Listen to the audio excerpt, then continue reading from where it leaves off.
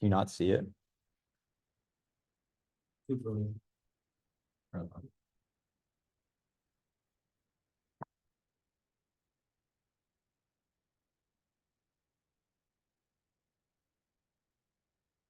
Oh, I need to.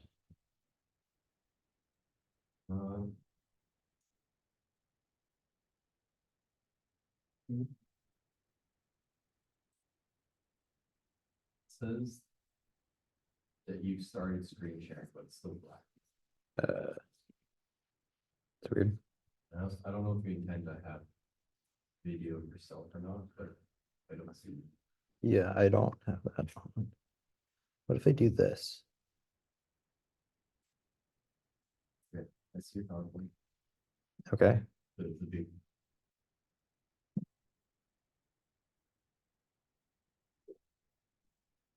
So record. Yeah, I think so. Says Turn video like this. this is. Yeah. Yep, it is recording.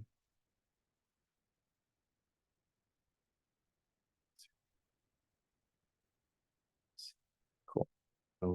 What it is.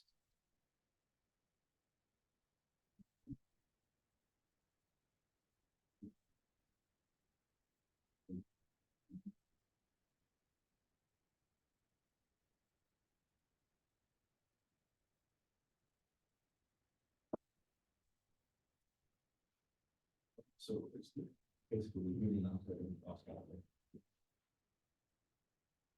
I'm clear, but I'm also not sure that I have that. We just see this one.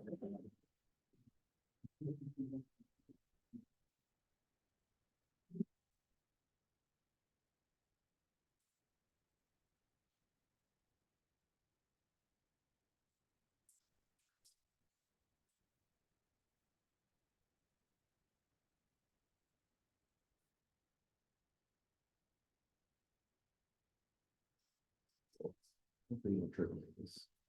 I don't think I'm gonna. I don't think I'm gonna be walking. No. I don't think I'm gonna walk the whole time.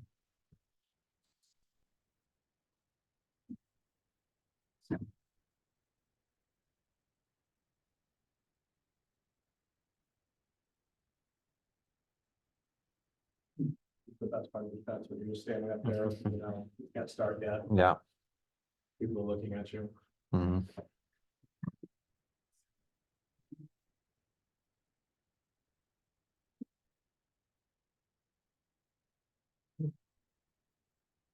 Bumps it over.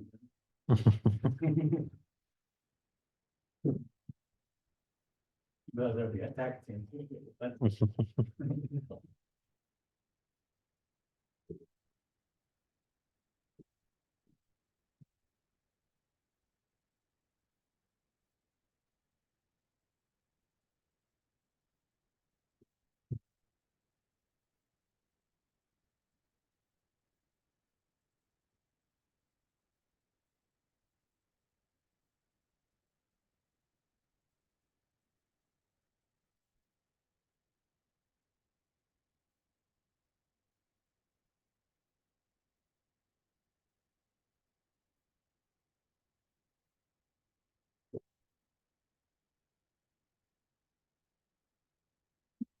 One already. Yeah, I think Hamid said he was coming though, or it's almost one. Oh, Hamid. fun.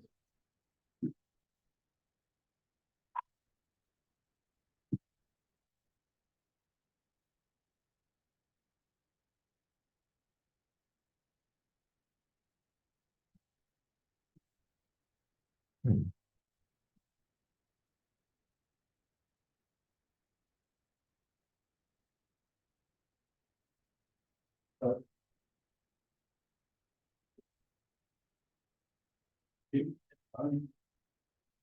All right, welcome everyone. Thank you for coming to Ryan Defense. So Ryan has been working with us since 21. Fall 2020.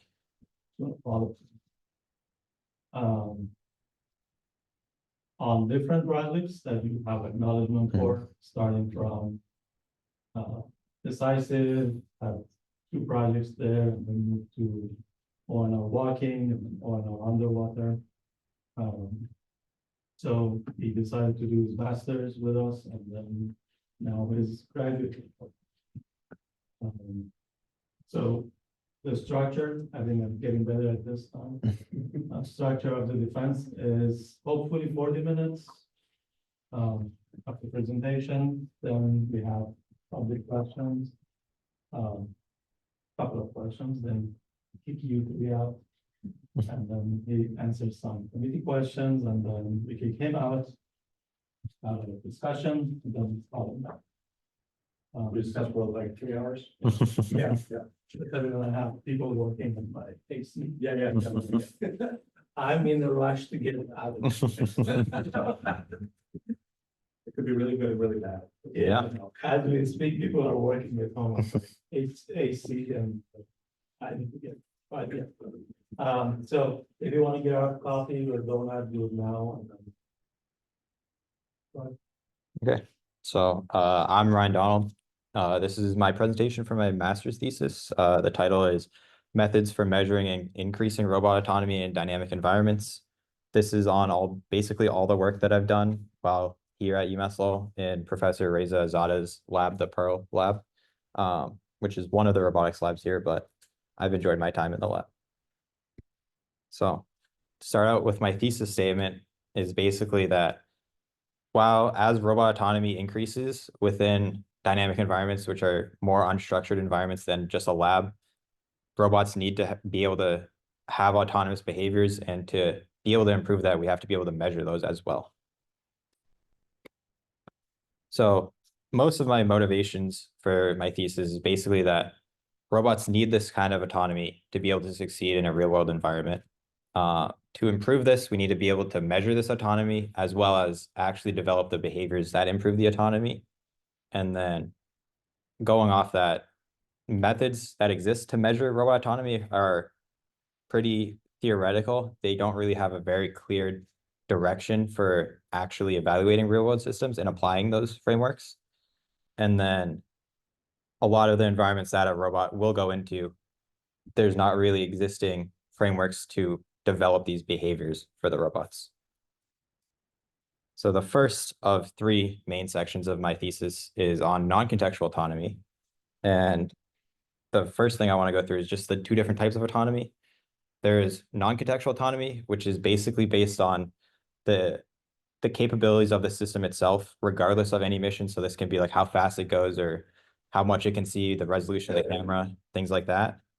And then contextual autonomy, which takes into consideration how difficult the mission is based on what the robot actually has to do, type of maneuvers, any kind of manipulation or anything, and then difficulties from the environment, because maybe it's a lot more rocky, it's not even, it's not as easy to see in the environment, and then also how independent the robot can be from a human while doing this kind of task. So first, as I said, is our non-contextual autonomy evaluation. Like I said, this is kind of a measure of the capabilities of the system, not really worrying about what kind of mission is being done or anything. This is applicable to any kind of mission that the robot could be put into. And that's kind of the idea behind this. So motivations for this is to develop some kind of metric that has a reproducible score, which is important in case we're testing with multiple systems, or just any kind of metric needs to be reproducible. The measurements should be quantitative, not qualitative, so that they don't really change depending on who's doing the evaluation. And then this kind of score needs to have hopefully an absolute meaning. Relative meanings can be useful to compare between specific systems you have, but an absolute meaning is key to be able to compare with that if you don't have 2 systems. Maybe one group has one system, one group has another system. And then ultimately, we wanted to make this metric using some meaningful combination of different factors and properties of these systems themselves. So in my contributions, we propose a new method for determining a component score, which we'll discuss later. And then we evaluate 5 different methods for combining these metrics to get this kind of score and choose which one's best. We also propose an autonomy coordinate, which is a spatial representation of this non-contextual autonomy. And then using the autonomy coordinate, we define a autonomy distance and a autonomy distance difference. The autonomy distance is an absolute distance from the origin in this with the coordinates, and then the autonomy distance difference is how far each system is from what we consider the best system. So the first main framework is called Non-Contextual Autonomy Potential, which is NCAP. It basically follows a kind of idea behind this where a robot is in the environment and it perceives something in the environment, then it has to model that, plan for that with that model, and then execute the plan that it gets, and then it follows kind of a loop like this as it continues. And the way NCAP is scored is there's two distinct scores. There's a NCAP autonomy level, or NAL, which has 4 discrete scores. And these scores are based on how much or the capabilities of the system within those 4: perception, modeling, planning, and execution. So if a robot is able to, basically every robot's able to perceive, so that doesn't really give it a score, that'd still be a 0. But then for each perception or modeling, planning, and execution, if it can do something in that area, it will get a additional score for that up to 3, which is considered full autonomy in NCAP. And then the NCAP components performance score, which is NCP, is not as defined as NAL. It's kind of a little more vague, and it's a measure of just the components of the system. And this can change depending on which metrics you choose for each system. So in our evaluation, we kind of choose these 4 methods for evaluating or the NCP and decide which one's better based on the outputs of these. We use divide by maximum, divide by the sum, range mapping, and z-score, which are all weighted sum methods. And then we also evaluate a weighted product method, which has the added benefit of not requiring a normalization, but for each metric. And then it's also a lot easier to incorporate a negative weight, because potentially something like speed or something like battery charge time, the faster may not actually be better, and a negative weight would show that a higher value in that metric would actually be worse. And then we don't have to really account for units within this, because each metric should have its own units. So we evaluate with these 7 sUAS systems, small unmanned aerial systems. We have the Flyability Helios 2, the Vantage Robotics Vesper, the Teal Drones Golden Eagle, the Clear Robotics Drona, the Lumineer Nighthawk 3, the Skydio X2D, and the Parrot Anafi USA Gov. We have these 7 real systems over at NERV where we did our evaluation with this. And then, so for our NCAP autonomy level, NAL score, this is how we end up doing it. We had to anonymize the systems based on the request from the Army, who funded this project, as well as the developers of the actual systems. But as you can see, most systems either have some or all of these different autonomy level areas, or none. There's only one that doesn't fall into those 2 categories, which is UASB. The other ones all have some kind of modeling, planning, execution, or none. And then we choose these metrics for our NCAP components performance score.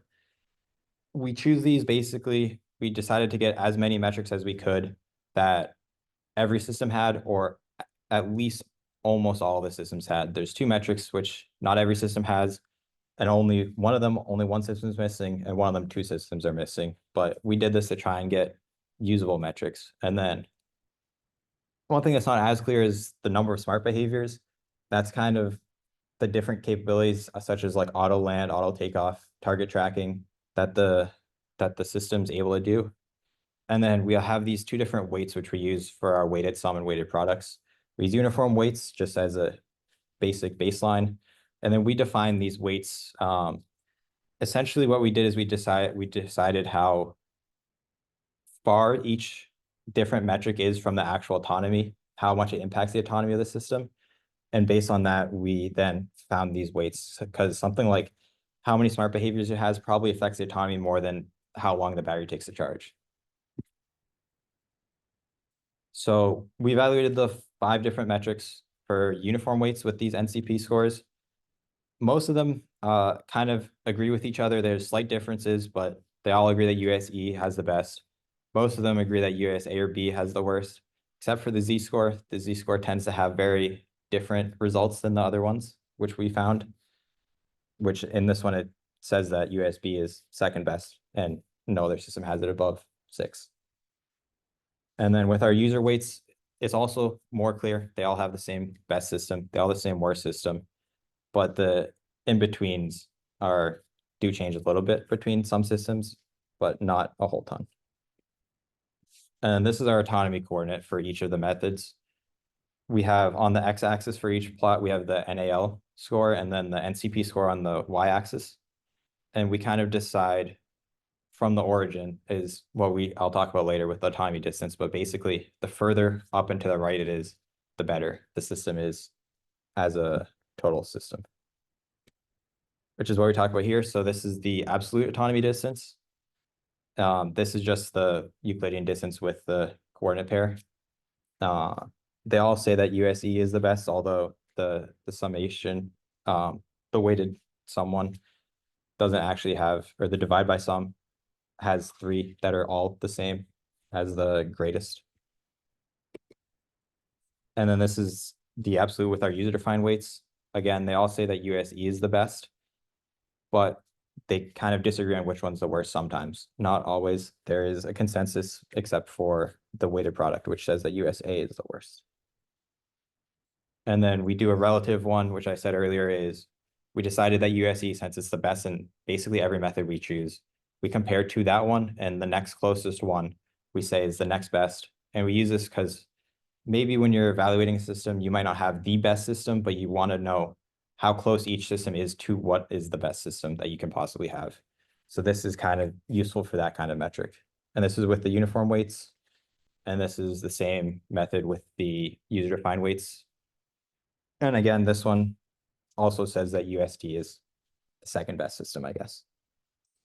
So the non-contextual, the conclusions for this section is basically the existing NCAP framework doesn't really have a direct combination method for the NCAP component performance, which is kind of important because it's half of this thing, half of the evaluation of it in the non-contextual autonomy. We find new methods for finding NCP and then also discuss methods for combining the scores and which one should be best. We propose the autonomy coordinate, which spatially represents the non-contextual autonomy, and then the autonomy distance and the autonomy distance difference, which are an absolute and a relative measure for the autonomy of the system based in the autonomy coordinate framework. So the second part of the second section is contextual autonomy, which, as I said, it kind of deals with the context of the mission and how it performs in a mission, because maybe the most autonomous system isn't very obvious in a very simple mission, but in a very complex mission, some systems are much more autonomous than other systems based on the difficulties that arise because of the complexities. There's 2 main frameworks that we found in this contextual autonomy area.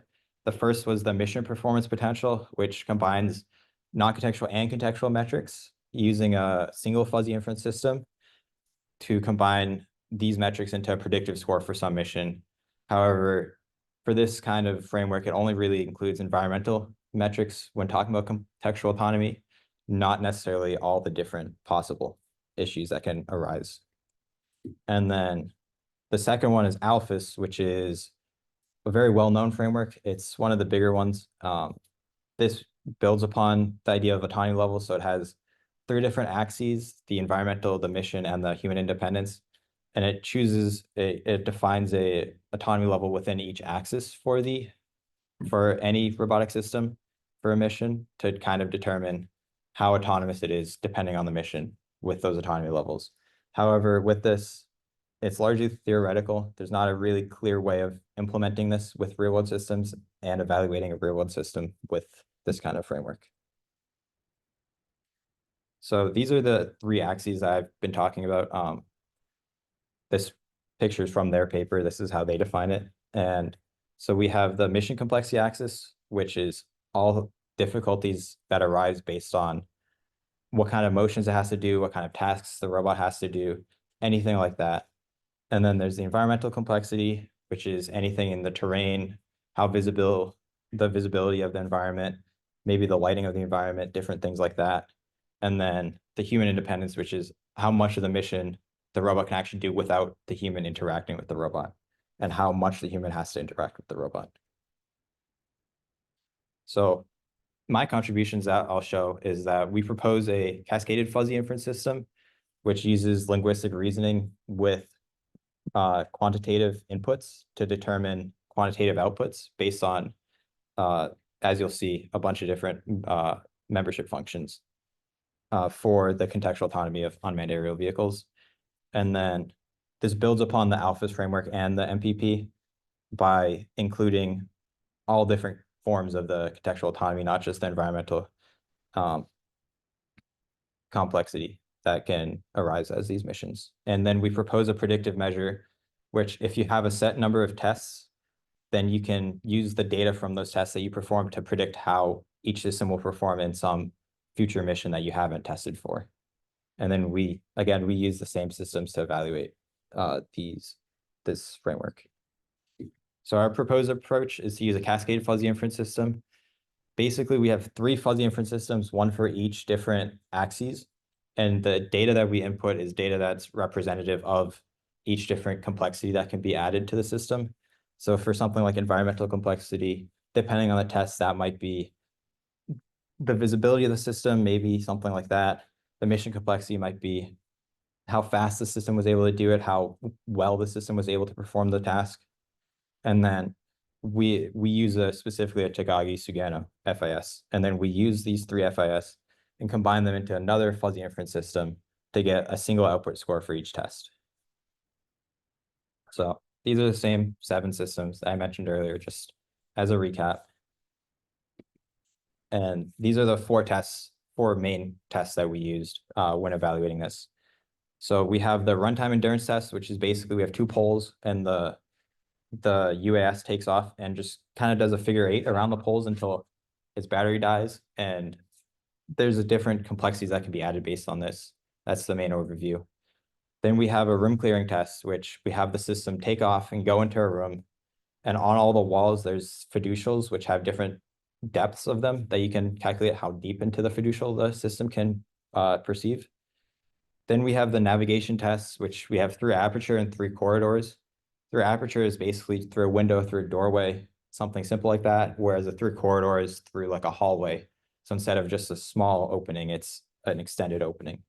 And then we have takeoff and land tests, which we have takeoff tests and land tests on 10 different setups where we have flat ground and then angled ground at 2 different degrees and in 2 different axes, and then with height limits and horizontal limits. So mentioned membership functions earlier. These are all the metrics that we use and the according membership functions. We essentially decide these measurement functions with the linguistic values of what's a low score, what's a medium score, what's a high score, and the bounds and the peaks of that. And then the fuzzy inference system uses this to calculate an output score based on the inputs, the specific inputs that we give. And these aren't all used for every single test, but these are just the total ones that we use across every test. So then after we do our performance, we have this weighted product, which we did in the NCAP when we show that that is a valid way to do it and it has its benefits.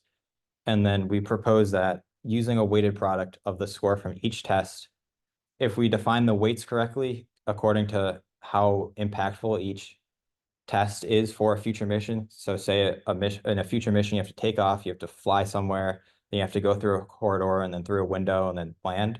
If we weight each test accordingly, we can determine a kind of prediction of how the system will perform in that test. So these are our output scores from each FIS for each test. There's some tests that are missing. This is because when we were doing these tests, some of the systems would break, some of them just wouldn't be there. There's a lot of issues with that, but we tried our best to include as many systems as we could. And we calculate a predictive score just with uniform weights. For this, the predictive score is more comparable if the system is available for every test. So as you can see, like UASF is the best, but it's clearly not better than G or A just because those ones did better in the two tests. But when you have a system with every test, like A, B, and G, it's clear that A is the better one. And then these anonymizations are actually different than the non-contextual anonymizations just because they asked us to do that. And then, so the conclusion for this, we proposed our cascaded fuzzy inference system, which uses the linguistic reasoning as a new contextual autonomy evaluation method. And it builds upon these existing frameworks that mainly the two that we showed, as well as proposing a predictive measure for how it may perform in the future. And then we did test all these systems in the real world as well. So the last part of my talk is on what we call an adaptive framework for increasing robot autonomy. This is not a metric for measuring autonomy. This is an actual autonomous behavior that we developed. So, as I said, this is different than the other ones just because it's an actual behavior, not just a metric. And the motivation for this was that we had a project with ONR, which was to improve the performance of a legged robot with an arm attached to it on a Navy ship. It was from the Office of Naval Research. And this kind of environment has unique difficulties because it's moving around, it's a real world environment, and you can also have, in addition to just objects moving, there's forces in the inertial frame of the robot. So that's a unique issue.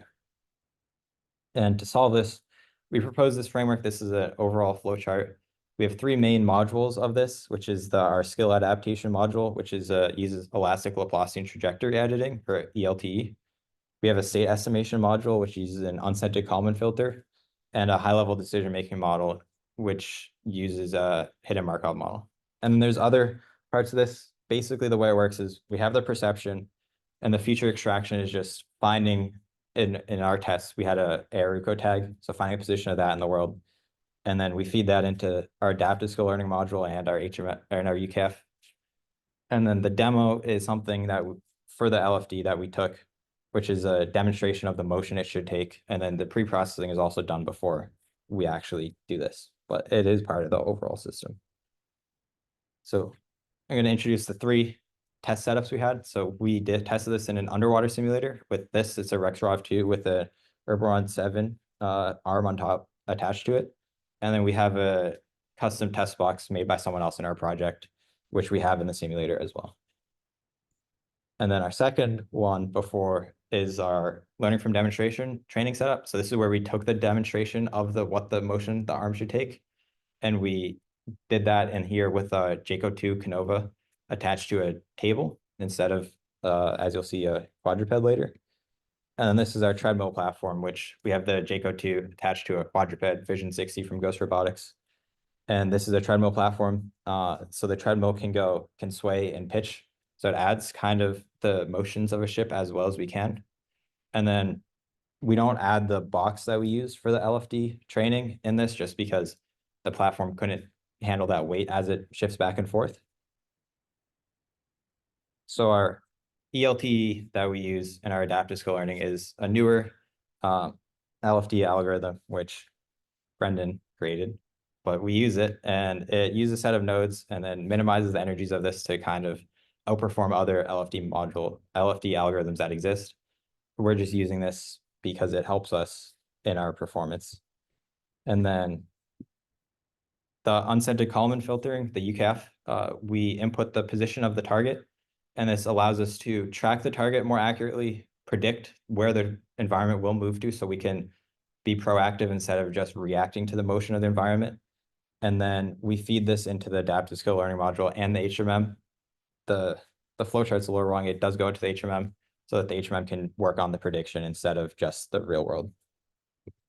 And then the hidden Markov model we use to make the high-level decisions. So within this, we kind of determine whether or not the system's either it should continue moving forward, if it should pause maybe because the motion's too high, or if it should reverse along the trajectory that it has if it is too high and it's unsafe to be in this kind of environment.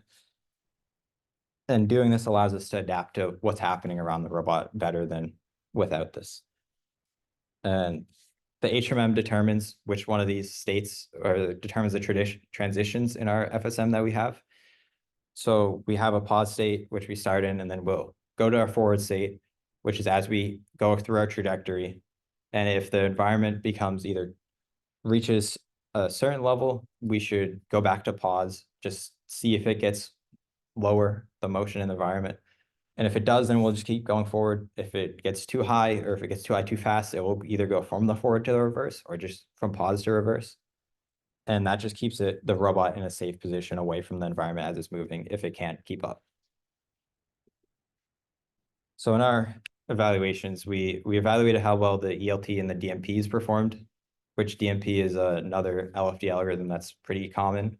And we show that the ELT does perform better. These three motions are the motions on the treadmill. So we have a no motion case, which is a baseline where the treadmill is not moving.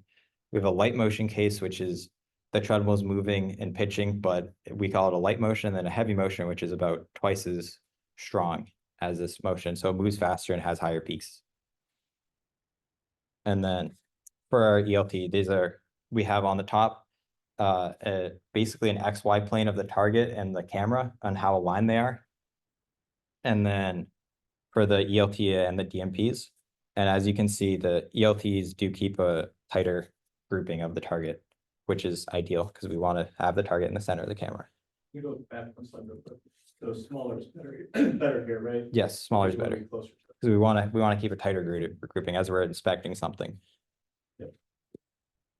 And then in our simulator, we show the end effector of the Oberon 7 and the box trajectory in the real world and how well they can track.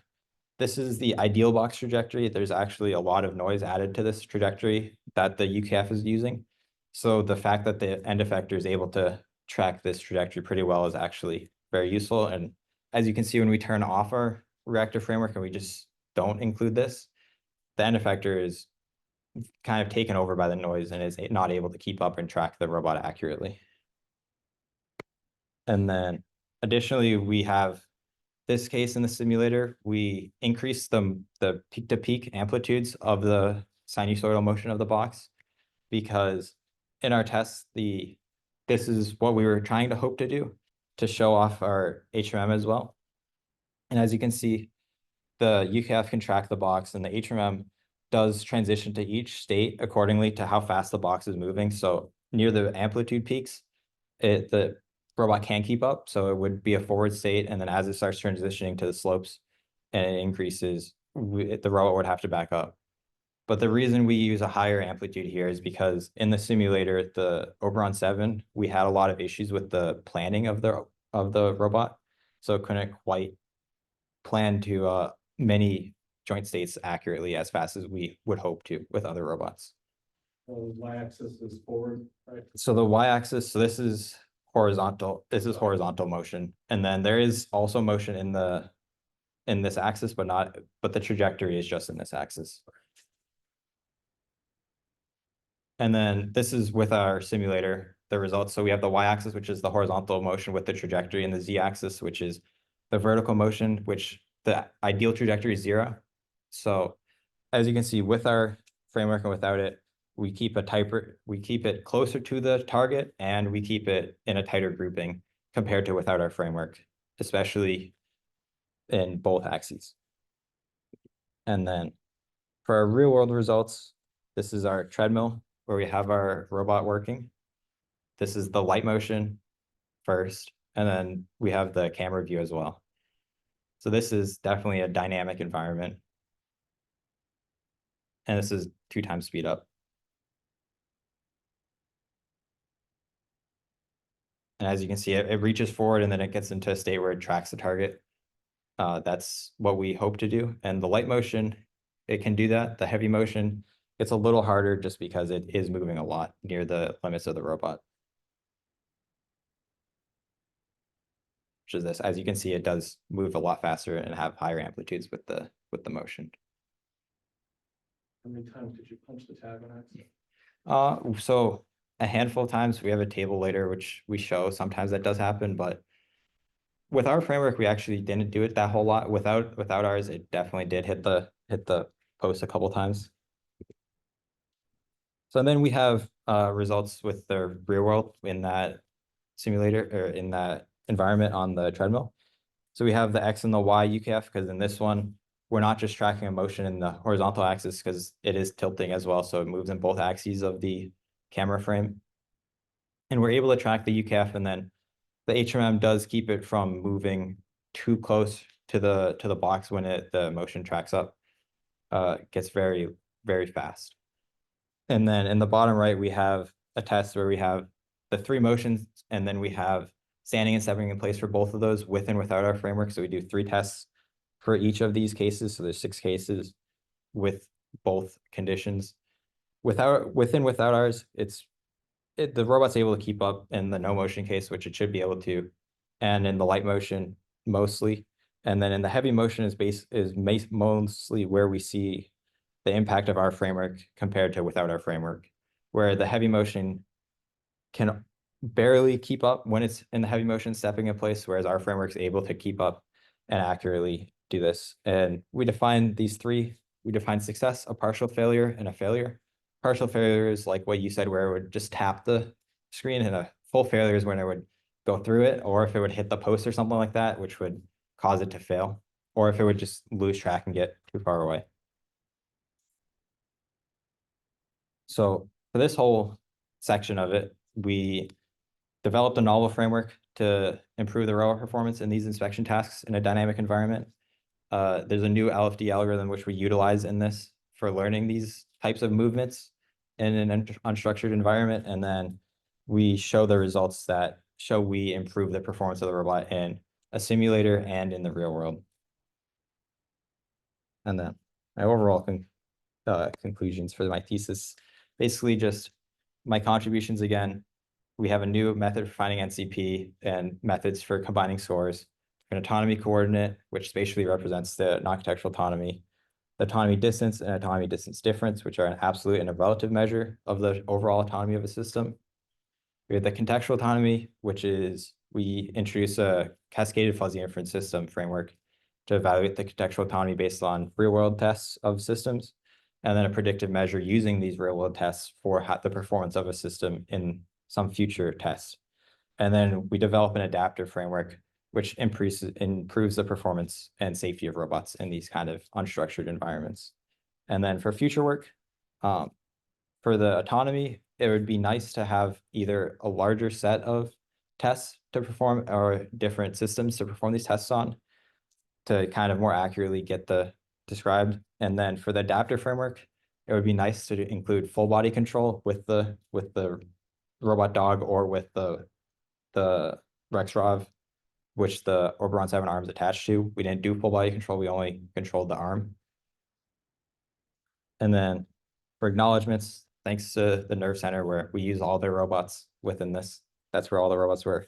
And then there's all the different sponsors, the Department of the Army, the ONR, and the NSF.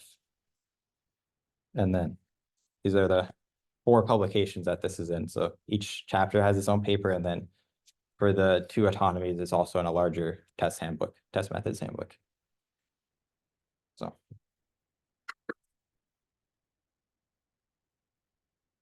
Right, thank you.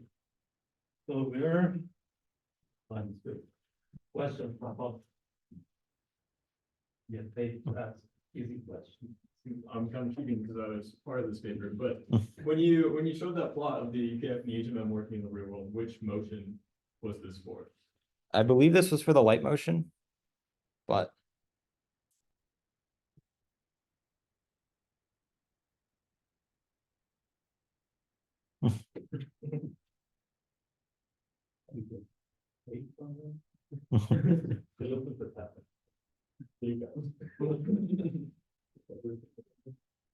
Steven is not to blame because he's depending on Monday. That's fair. They were back. Okay, so if there's no questions. Ask you guys to leave. They don't ask why they're leaving. Amount of time, unfortunately, but yeah, you could ask them to. Good luck.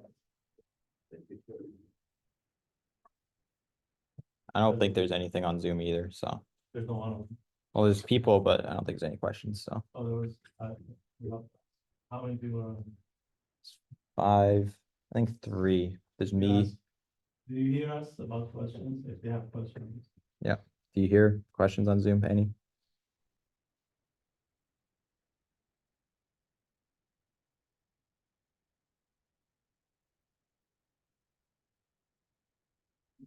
Okay, I don't think so. No questions? I don't see anything. All right, can you stop the recording and then say goodbye to people on Zoom?